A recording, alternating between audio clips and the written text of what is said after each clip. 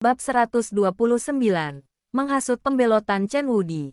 Sementara semua orang sedang beristirahat, Ren Xiaosu menemukan puncak bukit di mana dia bisa melihat sekeliling untuk melihat keberadaan serigala.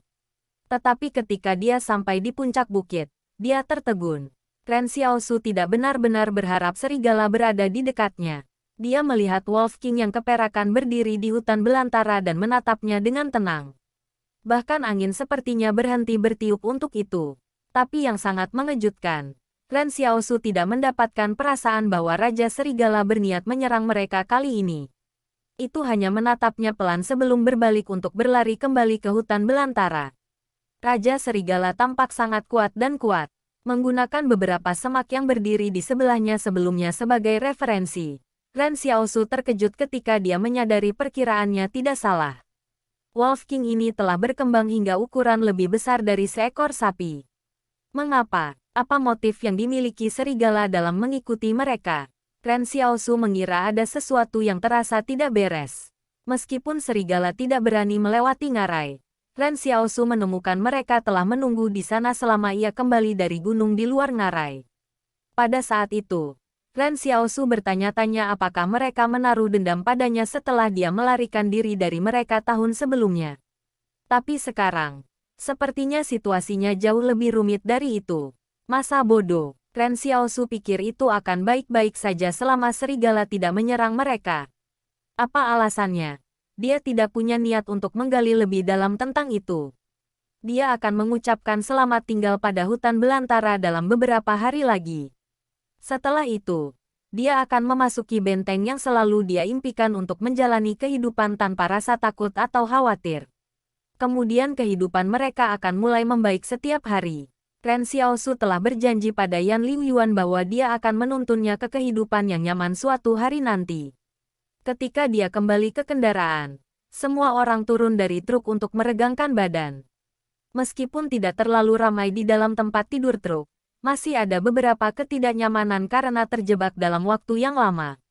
Wang Fugui mendekati Ren Xiaosu dan berkata dengan sungguh-sungguh, "Terima kasih, Xiaosu. Terima kasih telah membawa saya dan putra saya ke benteng." Petik 2. Terima kasih yang diterima dari Wang Fugui. +1. Ren Xiaosu memandang Wang Fugui dan berkata, "Kamu tidak harus bersikap sopan padaku. Kami tidak hanya akan pergi ke benteng. Kami juga akan membuka kembali toko kelontong Anda." Petik 2. Wang Fugui menggelengkan kepalanya. "Ini bukan toko kelontongku, tapi milikmu. Dengarkan aku, Xiaosu. Anda mendapatkan toko kelontong itu dengan imbalan mempertaruhkan hidup Anda. Cukup bagi saya untuk menjadi penjaga toko Anda di masa depan. Saya tidak punya apa-apa lagi untuk diminta, kecuali Anda ingat untuk memberi saya gaji tinggi." Petik 2. Ren Xiaosu kaget. Dia tidak menyangka Wang Fugui akan menolaknya ketika dihadapkan pada kesepakatan yang begitu memikat. Sementara Wang Fugui terus berpikir tentang bagaimana membujuk Ren Xiaosu. Ren Xiaosu berkata, merasa tersentuh, "Oke, mari kita lakukan seperti yang Anda katakan." Wang Fugui terdiam. Ren Xiaosu masihlah pemuda yang sama-sama tak tahu malu dan mencintai uang yang dia kenal. Tetapi pada saat ini, Ren Xiaosu menambahkan, "Anda akan mendapat bagian 30% di toko. Dan uang yang Anda dapatkan dari menjual antibiotik itu akan menjadi milik Anda juga." Dia tidak benar-benar membagikan bagian kepadanya tanpa bayaran. Pertama-tama, Ren Xiaosu tidak memiliki bakat dalam mengelola sebuah toko. Sementara Old Wang telah menjalankannya sepanjang hidupnya.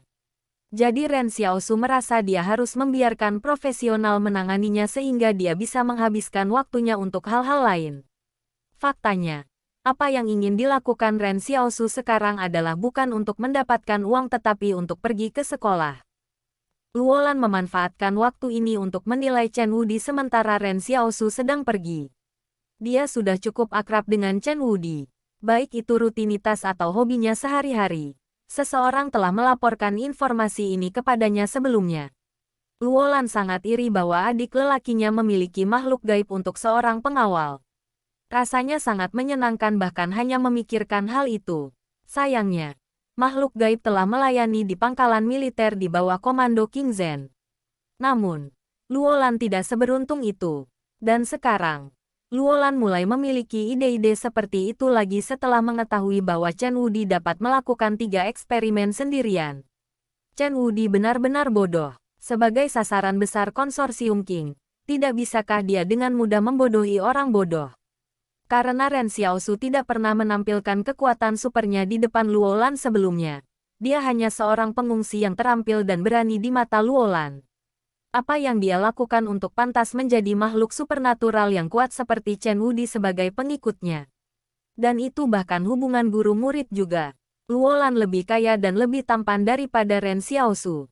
Dia juga merupakan tembakan besar organisasi dengan kekuatan di luar imajinasi. Orang seperti dia seharusnya memiliki pengikut seperti Chen Wudi. Memikirkan hal ini, Luolan pergi ke Chen Wudi dan tertawa kecil. Hei, Wudi, karena tuanmu sangat miskin, mengapa kamu tidak mengikuti saya saja? Chen Wudi melirik Luolan dan berkata, saya tidak ingin berbicara dengan Ben Boerba. Luolan kesal, Ben Boerba sialan. Apakah Anda masih belum selesai dengan itu? Ada apa dengan kereta pikiran peron yang sakit jiwa? Tidak bisakah itu menjadi sedikit lebih normal? Petik 1. Ketika Ren Xiaosu kembali, dia melihat Luolan duduk tepat di hadapan Chen Wudi. Dia tersenyum dan berkata, apa? Kamu mau pergi bersama kami ke surga barat untuk mendapatkan kitab suci Buddha juga? Jika Anda benar-benar ingin, kami masih kehilangan kuda naga putih. Tidak. Kamu tidak terlihat seperti kuda naga putih. Karena itu, Ren Xiaosu menoleh dan melihat sekeliling. Ketika dia melihat Wang Dalong, matanya bersinar. Kami masih kehilangan 1 tiang pembawa 1 dan 2 keranjang. Jadi kenapa kamu tidak menjadi keranjang bambu saja? Petik 2. Luolan menjadi sangat marah sehingga dia berbalik dan pergi. Dia tiba-tiba merasa dia tidak cukup gila untuk bergaul dengan Ren Xiaosu dan yang lainnya. Dini hari berikutnya, truk sudah siap berangkat lagi. Kali ini, mereka akan langsung menuju Stronghold 109. Ketika kendaraan mereka mogok, mereka menyedot gas dari mereka ke kendaraan lain yang masih bekerja. Dengan demikian, gas dalam tangki truk lebih dari cukup untuk menutupi perjalanan ini. Ren Xiaosu mulai membayangkan bagaimana rasanya hidup di benteng. Dia tiba-tiba bertanya pada Jiang Wu dan murid-muridnya, bagaimana rasanya di dalam benteng. Jiang Wu berpikir kembali dan berkata, siswa dapat menghadiri pelajaran di benteng tanpa khawatir. Selama istirahat, mereka bahkan bisa bermain basket dan mengeluarkan keringat di halaman sekolah. Ketika para gadis melihat anak laki-laki yang mereka sukai, mereka akan bersorak untuk mereka. Sebenarnya, para guru sudah tahu bahwa para siswa telah mengembangkan perasaan satu sama lain. Tetapi mereka terkadang memilih untuk menutup mata terhadap hal itu.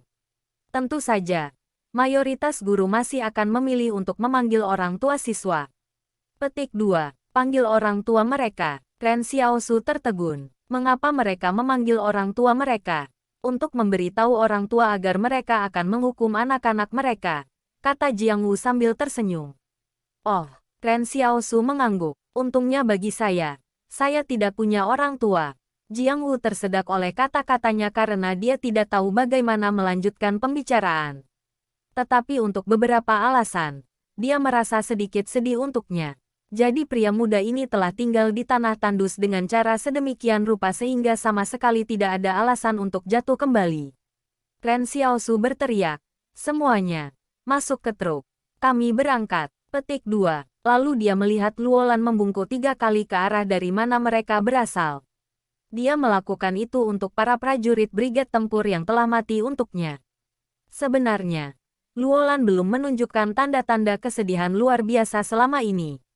Seolah-olah dia masih sangat optimis tentang berbagai hal.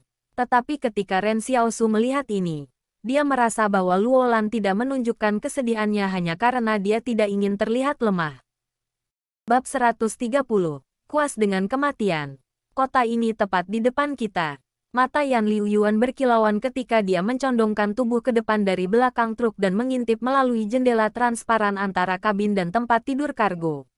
Setelah mendengar itu, semua orang yang tertidur di belakang truk tersentak bangun. Semua orang tidak mudah melakukannya sepanjang perjalanan mereka di sini.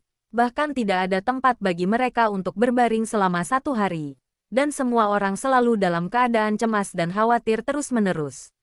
Bagaimana jika serigala atau eksperimen yang menakutkan menangkap mereka lagi? Bahkan jika ada makhluk supernatural seperti Chen Wudi di sekitarnya, dia mungkin tidak bisa menahan begitu banyak eksperimen, kan? Meskipun Ren Xiaosu mengatakan kepada mereka bahwa mereka akan baik-baik saja, semua orang masih gelisah sampai saat mereka akhirnya melihat peradaban manusia lagi. Sebuah emosi menggenang di dalam diri mereka. Itu semacam kebahagiaan yang datang setelah kuas dengan kematian. Secara alami, beberapa orang juga bingung. Misalnya, Luolan dan Jiang Wu bertanya-tanya mengapa Ren Xiaosu akan membuat keputusan bahwa serigala tidak akan menyerang mereka lagi ketika mereka bahkan tidak melihat dia melakukan sesuatu tentang hal itu. Lebih jauh lagi, serigala benar-benar tidak datang untuk menyerang mereka. Jiang Wu sudah mengalaminya berkali-kali. Pengungsi muda membuat banyak keputusan dengan benar seolah-olah dia memiliki pengetahuan sebelumnya. Jika dia tidak meminta murid-muridnya mengejar Ren Xiaosu terlebih dahulu pada malam yang diserang eksperimen, mereka mungkin akan mati di sana. Selama pelarian mereka, Yan Liuyuan, Xiao Yu, dan yang lainnya dalam kelompok mereka tidak banyak menderita. Para pelarian lainnya tidak membawa apapun bersama mereka saat melarikan diri. Dari semua pelarian, hanya mereka berlima yang membawa satu set lengkap koper, dan jelas mereka siap. Ini membuat Jiang Wu iri pada Yan Liuyuan dan yang lainnya. Jika Ren Xiaosu telah membimbingnya dan murid-muridnya juga, mereka mungkin akan jauh lebih menderita. Tentu saja, dia tahu bahwa Ren Xiaosu tidak memiliki kewajiban seperti itu kepada mereka. Selain itu, dia sudah membantunya dengan banyak hal, seperti mencari makanan dan membiarkan mereka masuk ke truk. Jiang Wu tahu betul itu karena kredit Ren Xiaosu bahwa dia dan murid-muridnya sampai di Stronghold 109 hidup-hidup. Dia menoleh ke siswa dan berkata, "Semuanya, datang dan terima kasih kepada Ren Xiaosu. Anda semua harus tahu Anda hanya hidup karena apa yang dia lakukan." Petik 2. Para siswa memandang Ren Xiaosu. Pengungsi ini, seusia dengan mereka, benar-benar mendapatkan kekaguman sejati mereka. Terima kasih banyak. Terima kasih yang diterima dari Xie Guangkun, plus 1. Terima kasih yang diterima dari Cheng He, plus 1. Terima kasih terima dari Ren Xiaosu ada di Cloud 9. Kamu terlalu sopan. Terlalu sopan. Dalam semenit, Ren Xiaosu tiba-tiba berkata sambil menghitung jumlah orang. Masih ada 2 orang yang belum berterima kasih padaku. Cepat dan Jiang Wu tidak tahu apakah harus tertawa atau menangis. Meskipun dia sangat berterima kasih kepada Ren Xiaosu, dia kadang-kadang merasa bahwa otaknya mungkin benar-benar berbeda dari yang lain. Truk transportasi militer melaju di jalan yang memotong pusat kota menuju gerbang benteng. Yan Liuyuan mencondongkan tubuh ke belakang truk dan melihat keluar. "Bro, tempat ini seperti kota kami." Apa yang dia maksud dengan "seperti"? Mungkin merujuk pada gubuk dan kondisi kehidupan di kota. Ren Xiaosu dulu berpikir pemandangan di kota itu mengerikan. Tapi pemandangan yang sama di sini terasa hangat dan kabur baginya sekarang. Dia sedikit berbeda dari yang lain. Setelah berkelana ke pegunungan Jing, dia bahkan tidak bisa beristirahat sebelum kembali dan menemui bencana di benteng. Sudah setengah bulan sejak dia mendapatkan istirahat yang layak. Bahkan seseorang dengan kemauan yang sangat kuat seperti dia akan merasa lelah. Jiang Wu berkata dengan ragu, "Apakah kalian dulu tinggal di tempat seperti ini?" Semua orang di benteng tahu ada kota di luar, tetapi mereka tidak tahu seperti apa kota itu sebenarnya. Itu karena tidak semua orang bisa melewati gerbang benteng seperti yang mereka inginkan. Jadi Jiang Wu mengira kota itu adalah tempat kumuh dengan gedung-gedung jongkok. Dia tidak pernah menyangka tidak akan ada bangunan sama sekali. Mayoritas rumah di sini rusak. Jadi mereka tinggal di surga dongeng sepanjang waktu. Sementara Ren Xiaosu dan teman-temannya tinggal di neraka. Xiao Yu tersenyum dan berkata, "Tapi hidup tidak sulit. Xiaosu kami bahkan seorang guru pengganti di kota. Jika tidak ada yang terjadi pada benteng, dia mungkin akan menjadi guru baru." Petik 2. Kata-katanya mengejutkan Jiang Wu bahkan saat dia melihat lebih dekat ke Ren Xiaosu. Jujur, dia hanya berpikir bahwa Ren Xiaosu mampu. Dia tidak menyangka dia bahkan seorang guru. Pada saat itu, gambar Ren Xiaosu di kepalanya menjadi lebih besar. Ini adalah status sosial yang datang bersama dengan identitas sosial. Jika Ren Xiaosu hanya pengedar narkoba, dia pasti tidak akan mendapatkan rasa hormat dari orang lain. Dengan marah, Luolan melompat keluar dari kendaraan. Semakin dia memandang Ren Xiaosu, semakin marah dia. Dia jelas hanya seorang pengungsi. Namun dia memiliki makhluk gaib sebagai muridnya dan bahkan seorang guru wanita cantik dengan mata hanya untuknya. Dia berjalan ke gerbang dengan cara yang menakjubkan dan berteriak kepada orang-orang di gerbang. Katakan Lu Yuan untuk keluar dan melihatku. Sepertinya pria di gerbang itu adalah penduduk kota. Dia tertegun saat menatap Luolan. Siapa Lu Yuan? Wajah Luolan menjadi gelap. Dia berteriak. Di mana administrator kota? Bawa dia ke sini. Petik 2. Ren Xiaosu juga melompat keluar dari kendaraan dan segera melihat sosok seorang administrator kota. Bagaimanapun, sikap dan pakaian administrator kota benar-benar berbeda dari para pengungsi. Ren Xiaosu mengatakan kepadanya, kami datang dari Stronghold 113. Ini adalah Luolan dari Konsorsium King. Laporkan ini ke pengawas benteng Anda. Ren Xiaosu kemudian berbalik ke Yan Lingyuan dan yang lainnya dan berkata, kalian tidak harus keluar dari kendaraan. Kami akan berkendara langsung ke benteng. Petik 2. Jiang Wu sedikit terkejut, karena Ren Xiaosu meliriknya ketika dia berbicara. Dia menyadari Ren Xiaosu mengisyaratkan sesuatu padanya. Luolan hanya berjanji untuk membiarkan mereka berenam masuk ke benteng. Dia tidak termasuk Jiang Wu dan murid-muridnya. Jika seseorang mempermasalahkan hal itu, Jiang Wu dan murid-muridnya mungkin akan berakhir sebagai pengungsi di masa depan. Tapi sekarang, mereka mendapat dukungan dari Luolan. Semua orang hanya perlu tetap di truk saat mereka memasuki benteng. Tidak ada yang bisa mengatakan apa-apa tentang itu. Orang-orang dari benteng 109 mungkin hanya akan berpikir truk itu membawa orang-orang konsorsium King. Biasanya, mereka akan memeriksa ide mereka sebelum mengizinkan mereka masuk ke benteng. Tetapi Ren Xiaosu akan bertaruh bahwa Lu Yuan tidak akan berani memeriksa Luolan. Pengawas benteng yang kuat dan perkasa adalah miskin yang terjebak di antara berbagai organisasi pada saat itu. Mereka tidak akan berani menyinggung mereka. Ketika Ren Xiaosu selesai berbicara, dia kembali ke truk untuk beristirahat. Sementara itu, Luolan, Tang Zhou, dan prajurit mereka menunggu di luar untuk Lu Yuan keluar. Penantian itu berlangsung 1 jam. Untuk beberapa alasan, Ren Xiaosu selalu merasa cara Luolan membawa dirinya sangat mirip dengan adiknya, King Zhen. Di mata Ren Xiaosu, tampang sombong di wajah mereka persis sama. Hanya saja Luolan sepertinya selalu berada di bawah King Zhen.